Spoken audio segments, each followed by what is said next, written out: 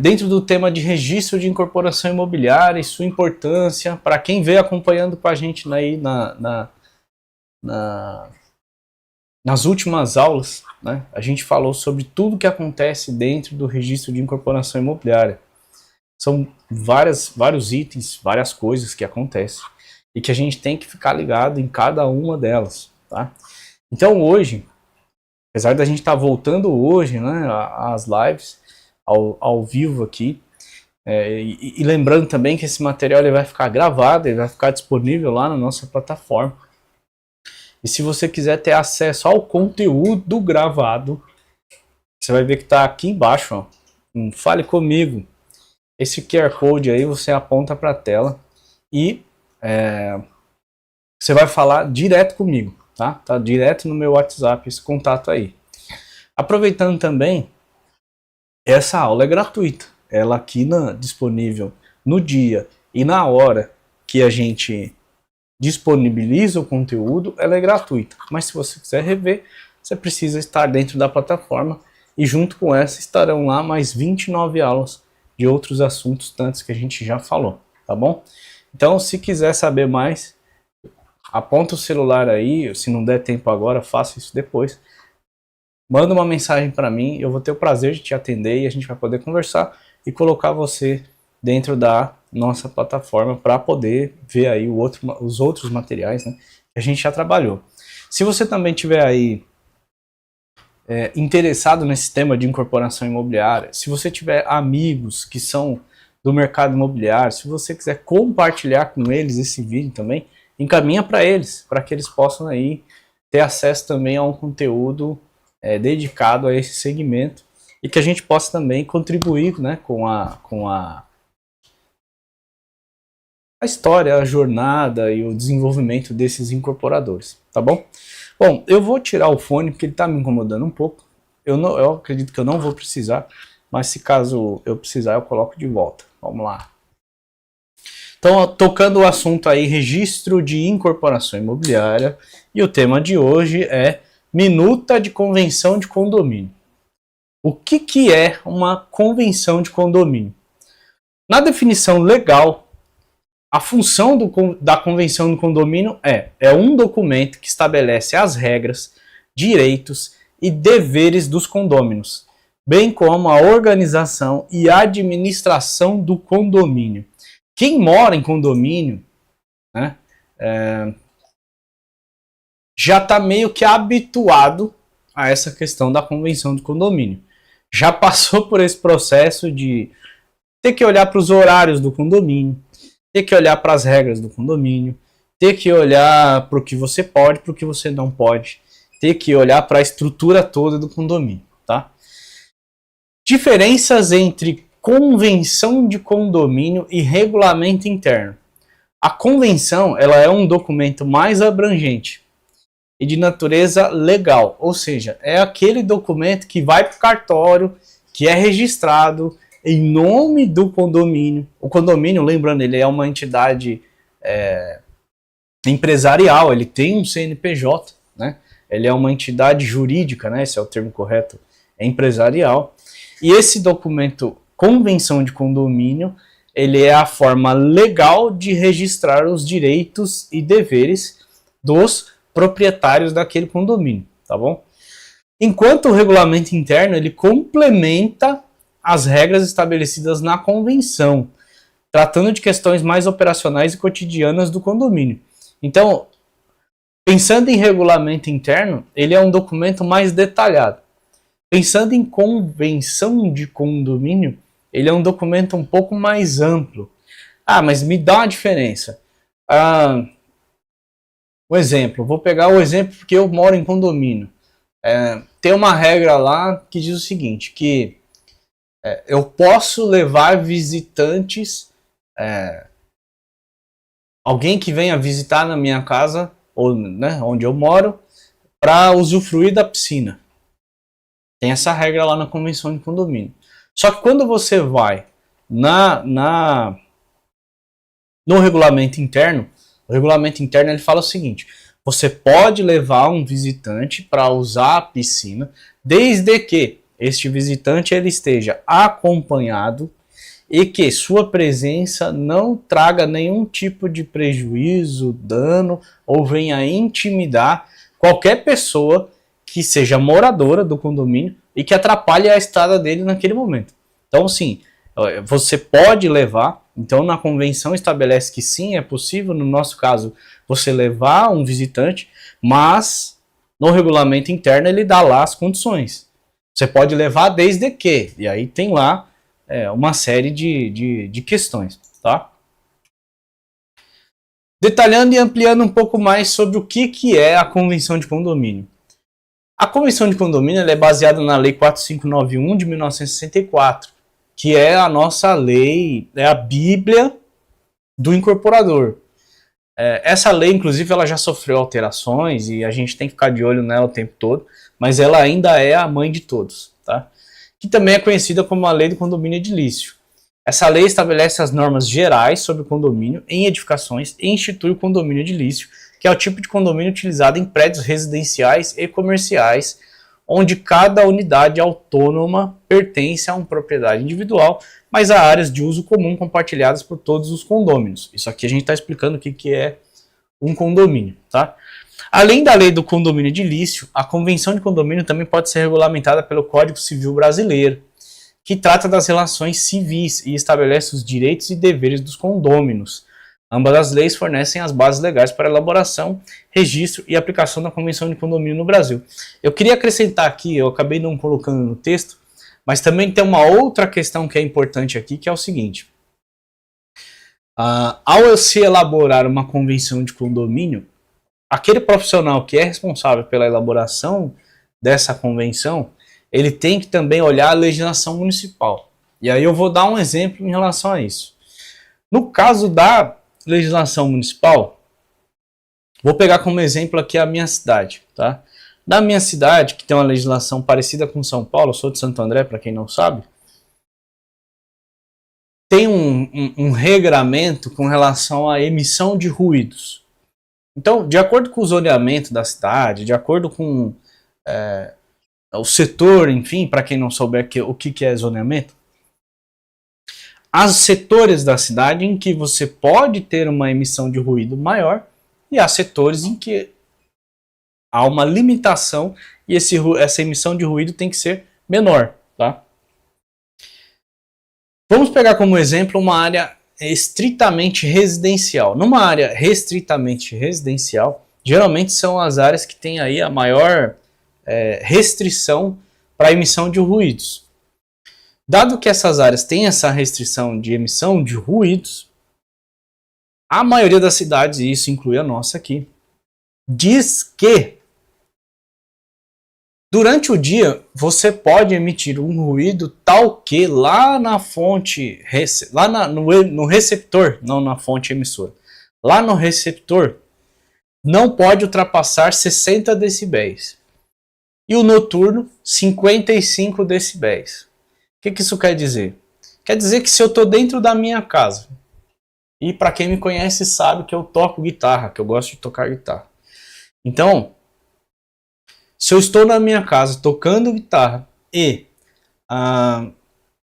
o barulho emitido pela minha guitarra lá na casa do vizinho ultrapassar os 60 decibéis no período diurno, eu estou infringindo essa lei. Logo, posso sofrer uma fiscalização, eventualmente uma multa e vir a ter algum tipo de dor de cabeça, fora a questão da reclamação do vizinho por causa da perturbação do sono dele, né, do bem-estar dele. E com certa razão, porque eu estou fazendo barulho, né? Muito bem, a convenção do condomínio ela precisa prever esse regramento também baseado na legislação. Por quê? Há condomínios em que há a presença de salão de festa. E você pode, só porque você está dentro do seu condomínio, fazendo a festa para sua família, simplesmente ir lá e colocar o som no volume que você quer. Cara, não pode. Não pode por quê? Porque a convenção de condomínio tem as suas regras, a lei municipal tem as suas regras, e a convenção condomínio ela fica amarrada a esse tipo de coisa. Aí você vai perguntar assim para mim, mas todos os profissionais que trabalham com isso, Eles se preocupam com isso? Nem todos. Isso é um apontamento que eu estou fazendo aqui e que é importante para que, se você porventura for um profissional que trabalha com a questão de convenção de condomínio, também é algo que você precisa estar aí antenado, certo? O que vai como conteúdo, né, dentro de uma minuta de convenção de condomínio? São a lista dos elementos essenciais que devem estar presentes na convenção. Então, a identificação do condomínio, né, os dados de todo o condomínio, a descrição das unidades autônomas e das áreas comuns. Então, se tem 100 unidades, vai ter lá a descrição das 100 unidades. As áreas comuns, cada área. Então, tem portaria, tem quadras, salão de festas, salão 2, salão 3, salão de jogos, brinquedoteca, que mais? Quadra, piscina adulto, piscina infantil, espaço da administração e zeladoria, manutenção, pet, cinema, mercado. Cara, o que tiver dentro do condomínio precisa haver a descrição dela lá. As vagas, escada, elevador, caixa d'água, barrilete, tudo vai estar descrito na convenção do condomínio. Normas de administração e funcionamento, como que a instituição, como que a empresa, como que o PJ do condomínio funciona. Direitos e deveres dos condôminos, entre outros. Tá? Como é que se paga a conta do condomínio? Como é que se faz o rateio? Como que se organiza reuniões? Como que se aprova um orçamento dentro de uma reunião? Como que se convoca uma reunião? Baseado no que se convoca uma reunião? O que é urgente? O que é importante? O que não é tão importante? Ou seja, tudo que é tipo de direitos e deveres dos condôminos vai estar escrito aí nessa convenção de condomínio. Para a elaboração e alteração da convenção. Deixa eu tomar uma água aqui.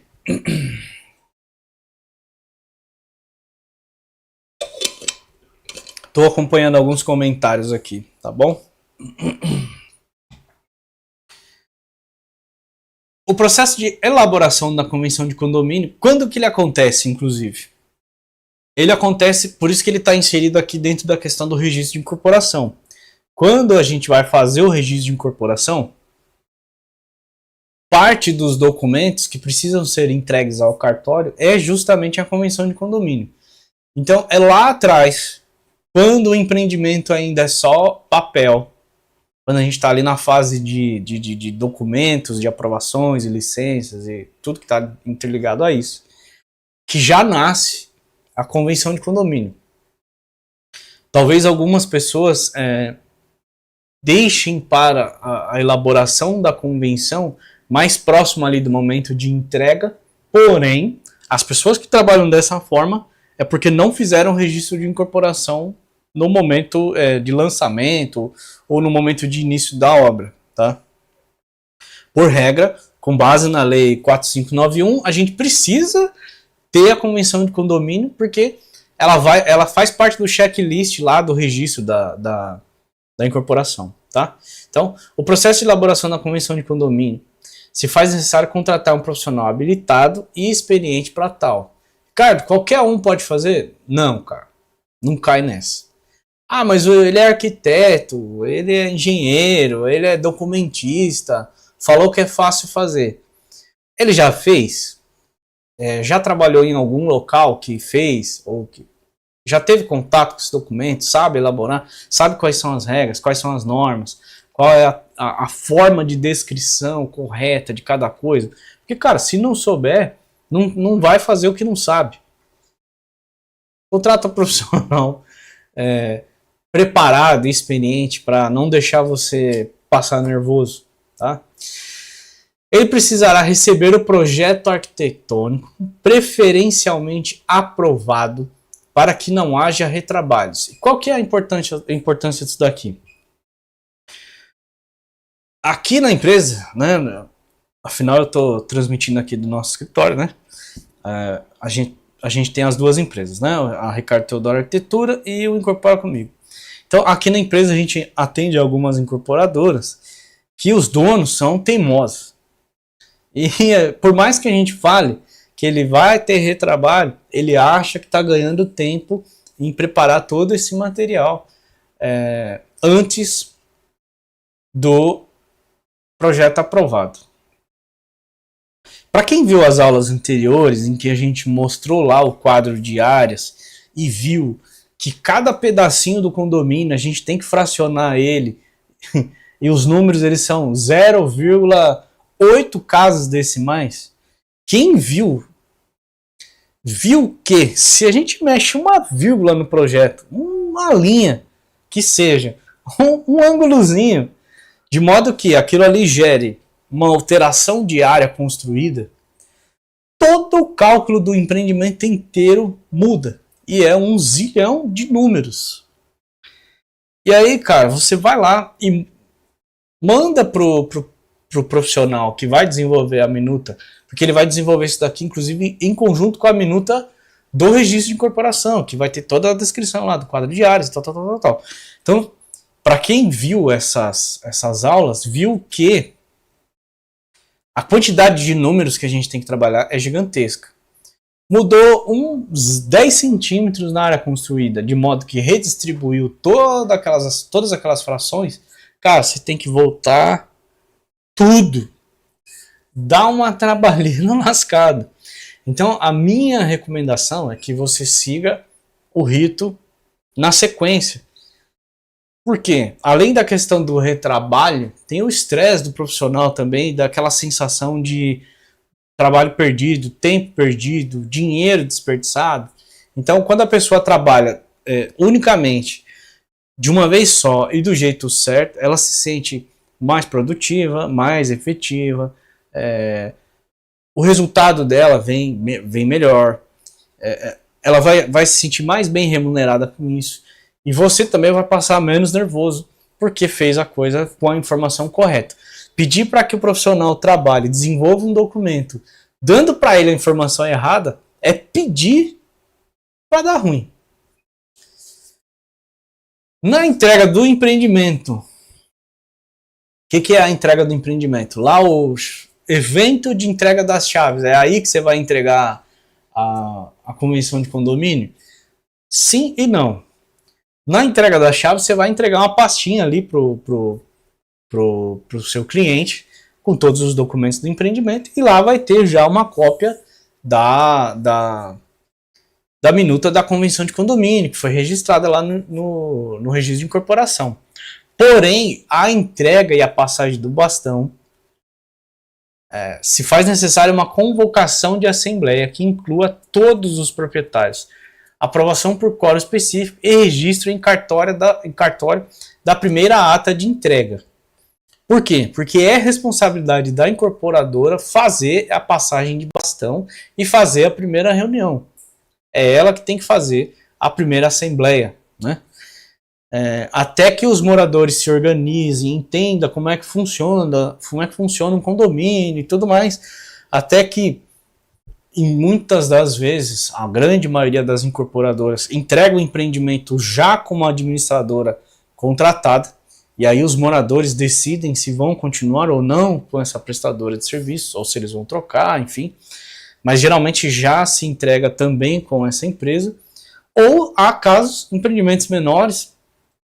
Aqui na minha cidade, por exemplo, tem uma tipologia de multifamiliar que não se exige a instituição do condomínio, e aí é uma coisa que a gente pode conversar num outro dia, mas aqui não se exige. Mas mesmo assim, uma grande parte dos empreendedores desse segmento, que é um segmento de multifamiliar de pequeno porte, que a gente chama aqui, mesmo assim eles preferem entregar e fazer essa documentação toda, porque o lugar, como diz o ditado, né, terra sem lei não tem dono.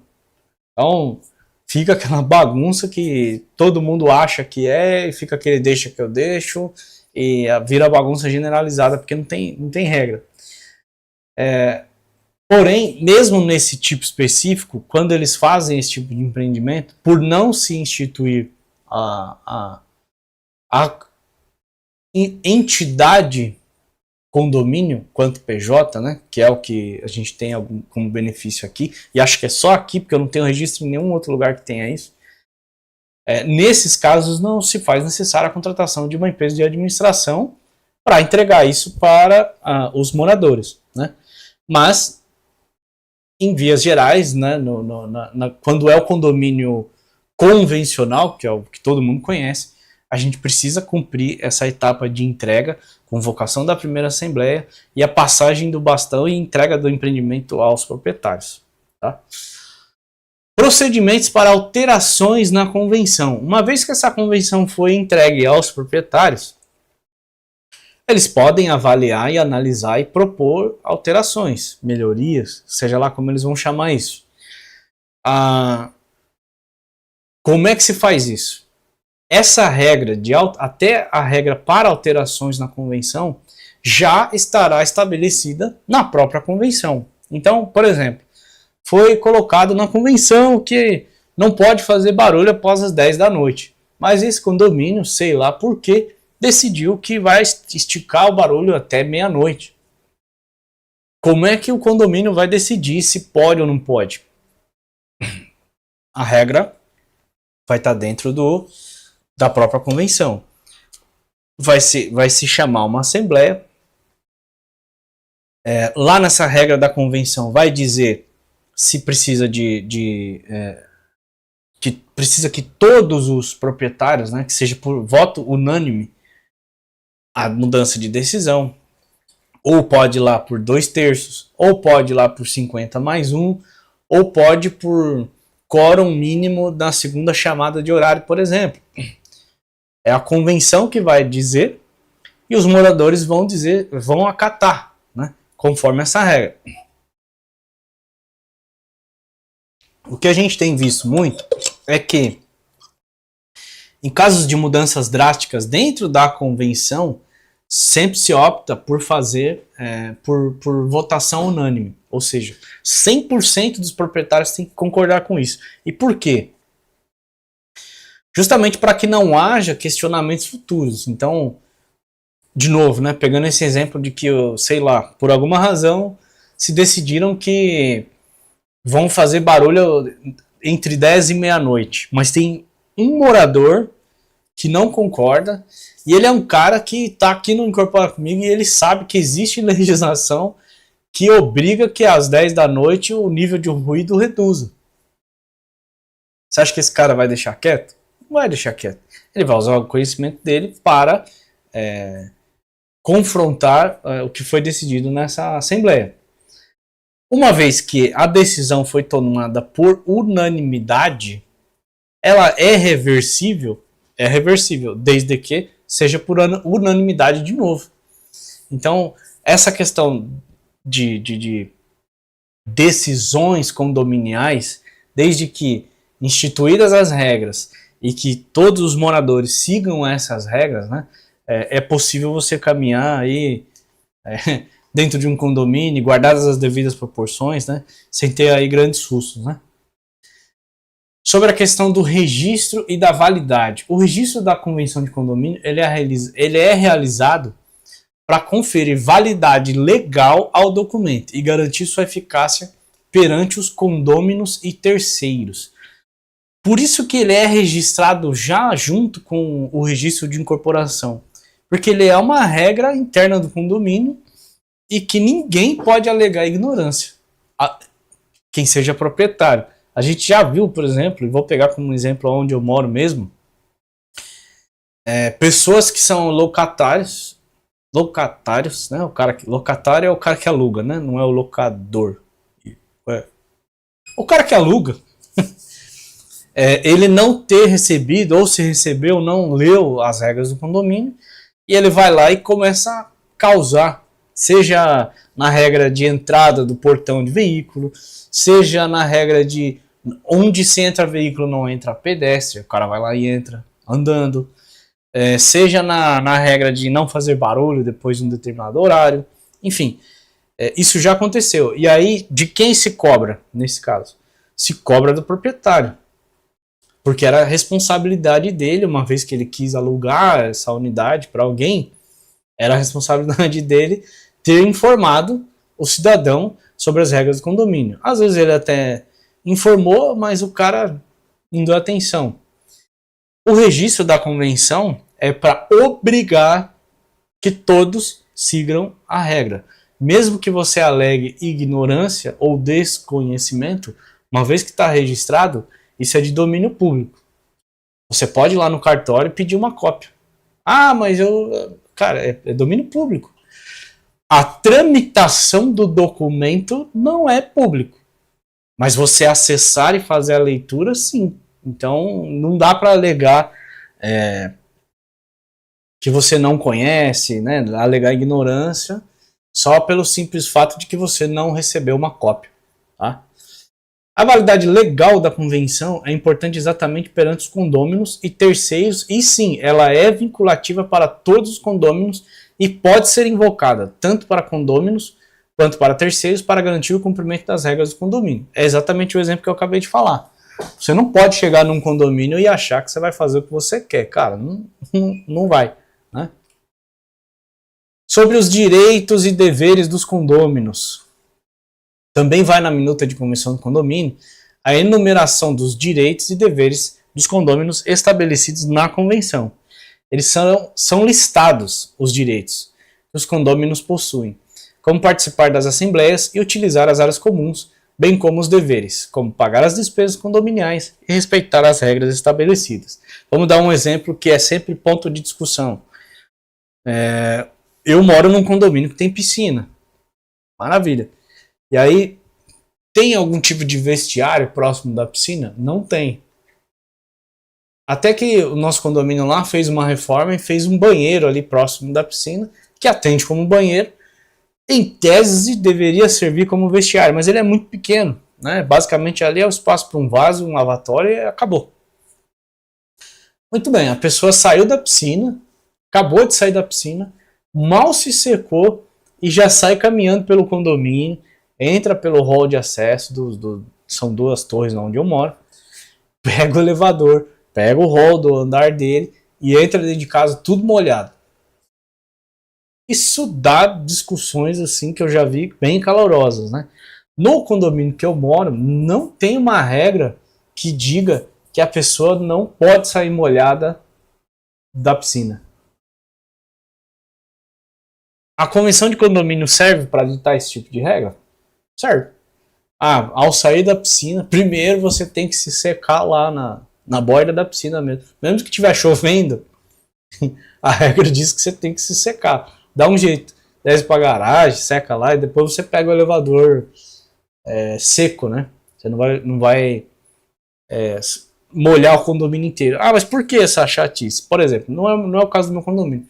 Mas se você pega um condomínio que tem muitas pessoas, por exemplo, de terceira idade, que já tem uma mobilidade reduzida, esse cara eventualmente pode ali escorregar, sofrer um acidente dentro do condomínio, causar problema para esse morador, causar problema para o condomínio.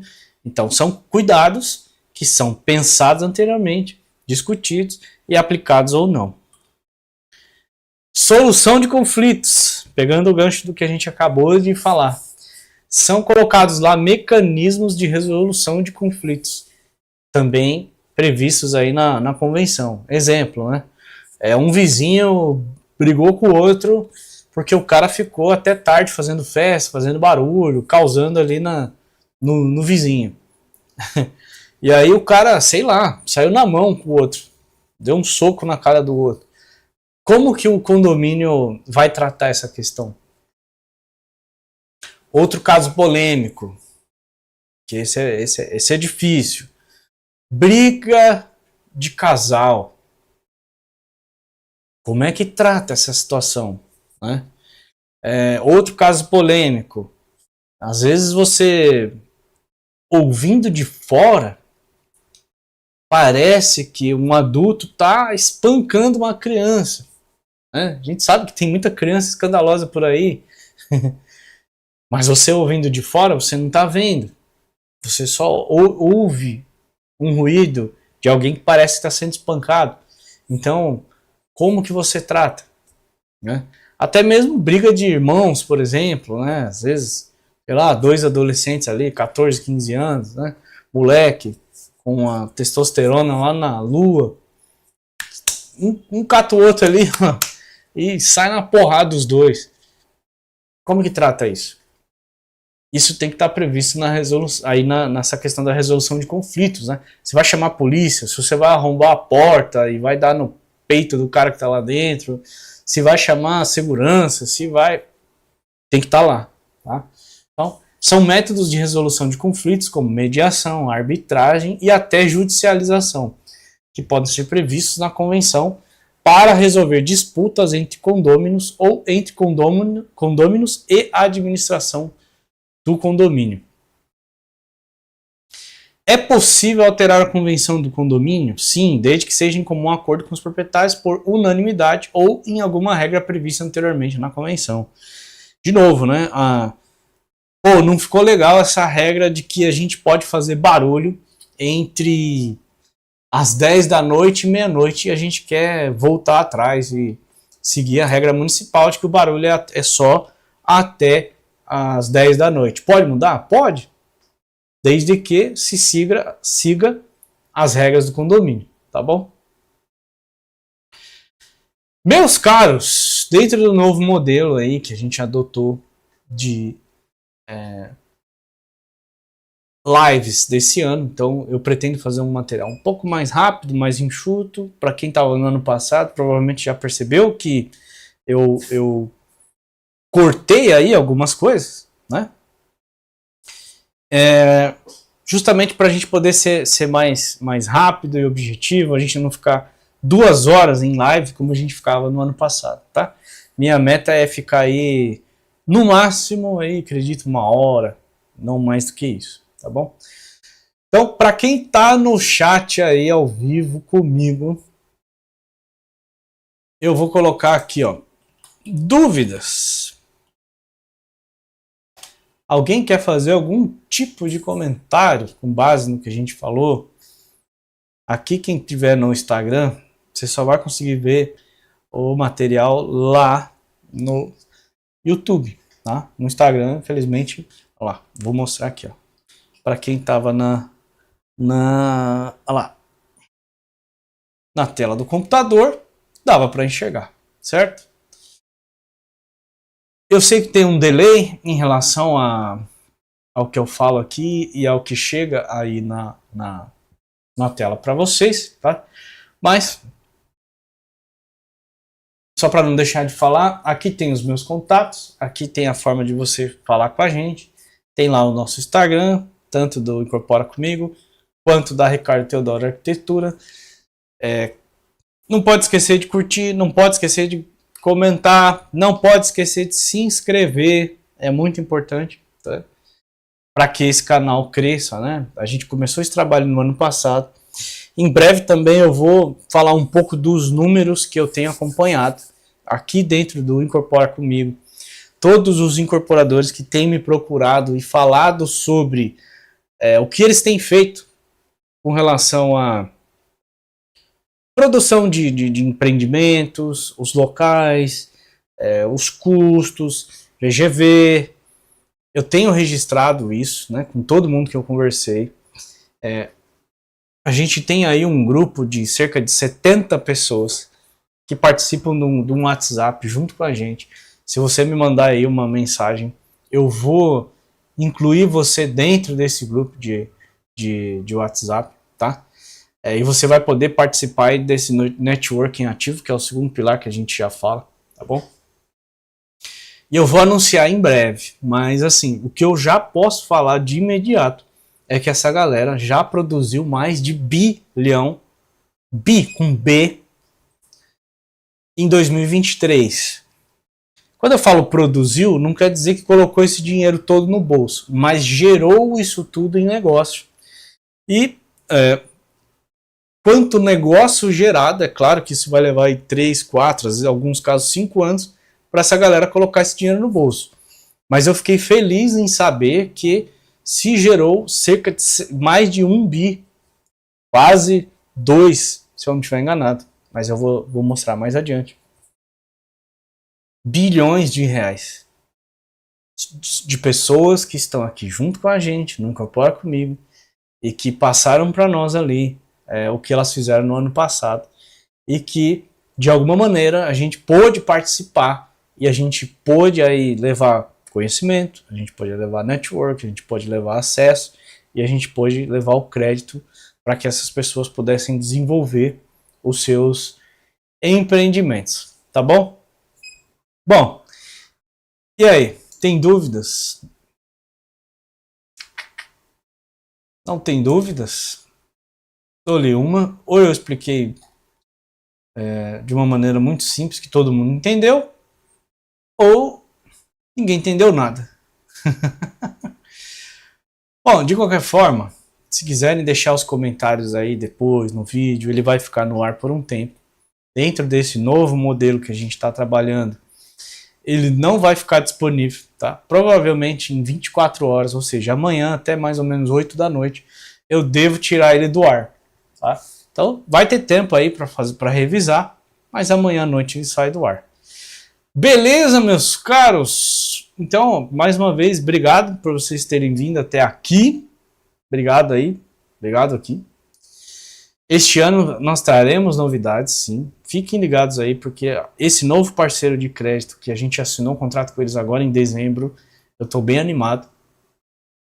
E a gente vai poder não só trazer mais facilidade de acesso ao crédito com esses novos parceiros, como também abre a possibilidade para que você faça o mesmo, tá bom? Mas isso a gente vai conversar aí nas próximas semanas. Fiquem ligados aí. Certo, meus caros? Então é isso.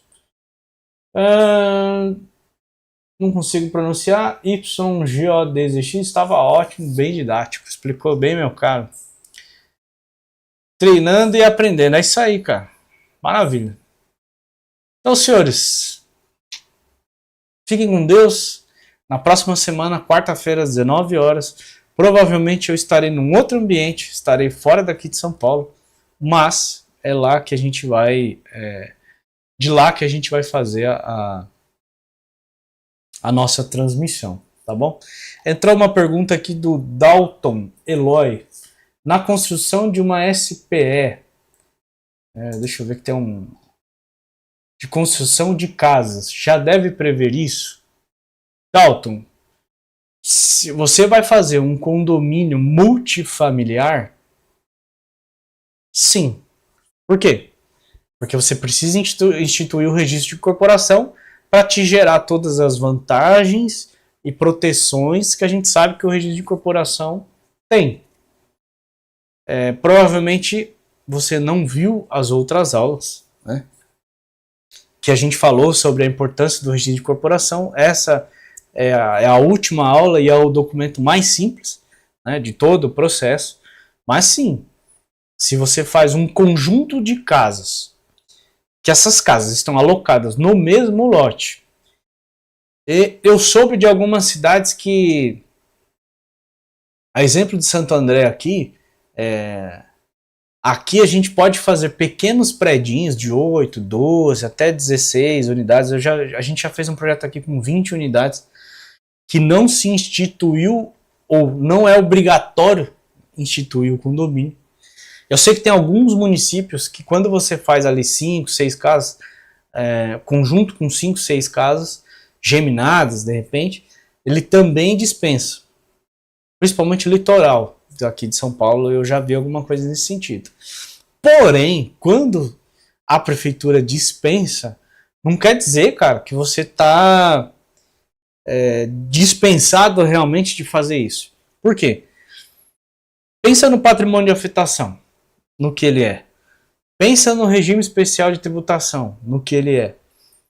Pensa em todas as discussões que a Lei 4591 evita por você seguir o regramento do que já está lá. Principalmente na questão financeira do próprio empreendimento. A forma como você tem que conduzir o empreendimento.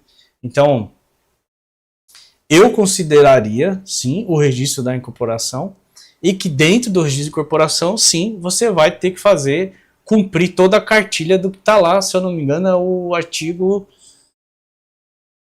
32, que está lá na lei, que tem lá, ou 34, eu não lembro agora. Mas tem o artigo que tem o número que tem a ficha de tudo que vai no registro de incorporação, e a convenção de condomínio é um desses documentos, tá bom? Certo? Mais alguma dúvida? Dou-lhe uma, dou-lhe duas. Eu sei que tem aí um delayzinho, mas não havendo dúvidas, a gente vai encerrar. Certo, meus caros? Então, curtam, comentem e compartilhem, tá bom?